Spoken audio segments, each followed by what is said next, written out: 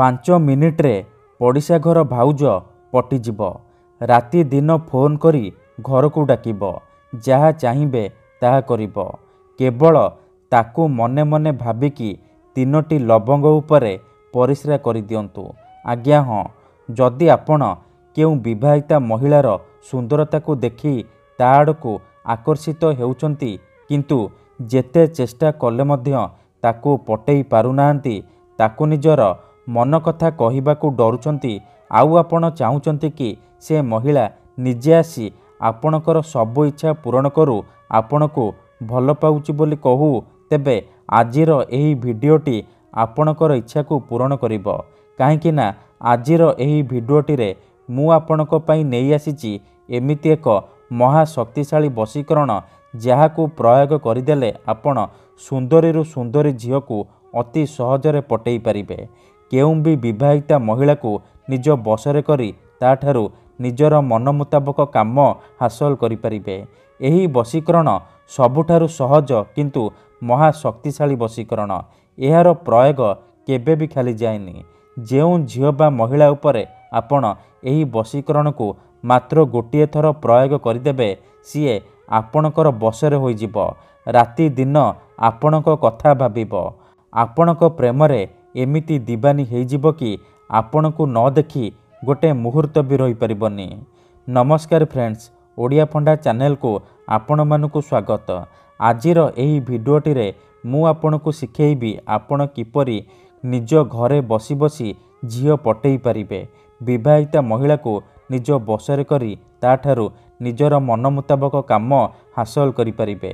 ଏହି ବଶୀକରଣ କରିବା ପାଇଁ ଆପଣଙ୍କୁ କିଛି ବି ତନ୍ତ୍ରମନ୍ତ୍ର କରିବାକୁ ପଡ଼ିବନି କିମ୍ବା କିଛି ବି ପଇସା ଖର୍ଚ୍ଚ କରିବାକୁ ପଡ଼ିବନି। ଆପଣ ବିନା କୌଣସି ପଇସା ଖର୍ଚ୍ଚ କରି, ବିନା କୌଣସି କଷ୍ଟ କାମ କରି ନିଜ ପସନ୍ଦର ଝିଅକୁ ପଟେଇ ପାରିବେ। ସୁନ୍ଦରୀ ପଡ଼ିଶା ଘର ଭାଉଜଠାରୁ ନିଜର ମନ ମୁତାବକ କାମ ହାସଲ କରିପାରିବେ। ଯଦି କେଉଁ ଝିଅ ଆପଣଙ୍କୁ ଧୋକା ଦେଇଛି, ଛାଡ଼ି ପଳେଇଛି, ଆପଣଙ୍କ ନମ୍ବର ବ୍ଲକ୍ କରିଦେଇଛି, ଅନ୍ୟ କାହା ସହିତ କଥା ହେଉଛି, ଅନ୍ୟ କାହାକୁ ଭଲ ପାଉଛି, ତେବେ ମାତ୍ର ଥରେ ତାକୁ ମନେ ମନେ ଭାବିକି 3ଟି ଲବଙ୍ଗ ଉପରେ ପରିସ୍ରା କରିକି ଦେଖନ୍ତୁ।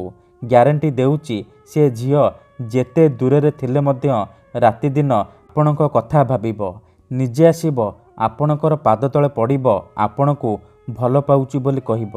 ଯେଉଁ ବିବାହିତା ମହିଳାର ସୁନ୍ଦରତାକୁ ଦେଖି ଆପଣ ତା ଆଡ଼କୁ ଆକର୍ଷିତ ହେଉଛନ୍ତି, ତାକୁ ମନେ ମନେ ଭଲ ପାଉଛନ୍ତି, କିନ୍ତୁ ତାଠାରୁ କିଛି ବି କାମ ହାସଲ କରିପାରୁନାହାନ୍ତି, ମାତ୍ର ଥରେ ଏହି ବଶୀକରଣକୁ ତା ଉପରେ ପ୍ରୟୋଗ କରିକି ଦେଖନ୍ତୁ। ସେ ମହିଳା ନିଜେ ଆପଣଙ୍କୁ ଫୋନ୍ କରିବ, ଘରକୁ ଡାକିବ, ଯାହା ଚାହିଁବେ ତାହା କରିବ। କୌଣସି ପ୍ରକାର ବାଧା ଦେବ ନାହିଁ।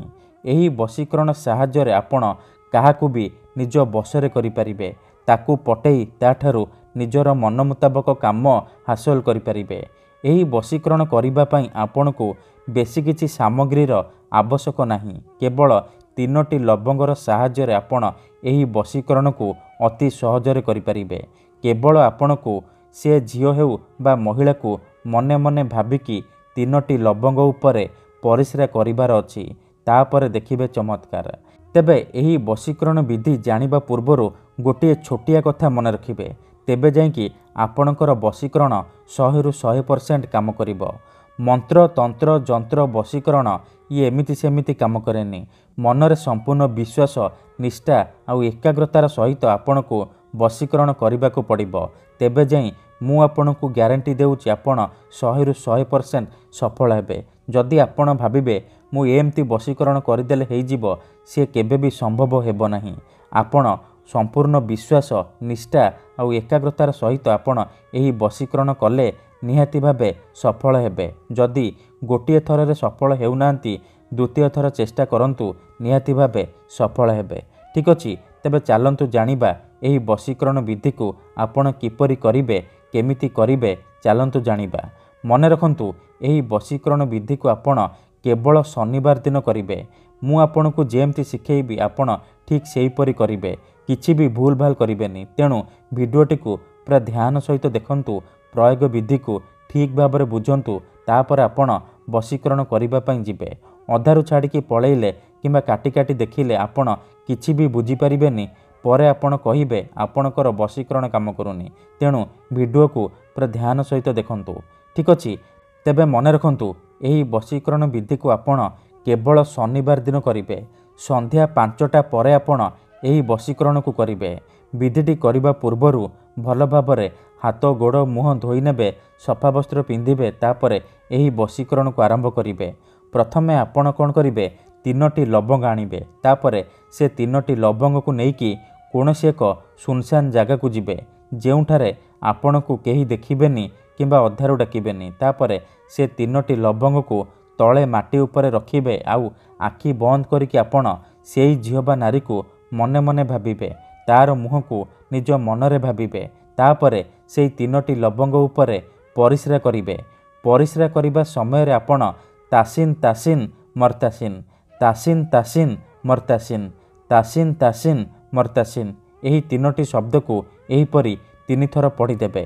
ମନେ ରଖନ୍ତୁ, ପରିସ୍ରା କରିବା ସମୟରେ ଆପଣ ଏହି 3ଟି ଶବ୍ଦକୁ ପଢ଼ୁଥିବେ। 3ଟି ଶବ୍ଦ 3 ଥର ପଢ଼ି ସାରିବା ପରେ ଆପଣ 5 ଥର ସେଇ ଝିଅ ବା ମହିଳାର ନାମ କହିବେ, ଯାହାକୁ ଆପଣ ନିଜ ବଶରେ କରିବାକୁ ଚାହୁଁଛନ୍ତି। ଏତିକି କରିସାରିବା ପରେ ଆପଣ ଚୁପଚାପ ଘରକୁ ଫେରି ଆସିବେ। ପଛକୁ ବୁଲିକି ଚାହିଁବେନି କିମ୍ବା କାହା ସହିତ କିଛି କଥାବାର୍ତ୍ତା କରିବେନି।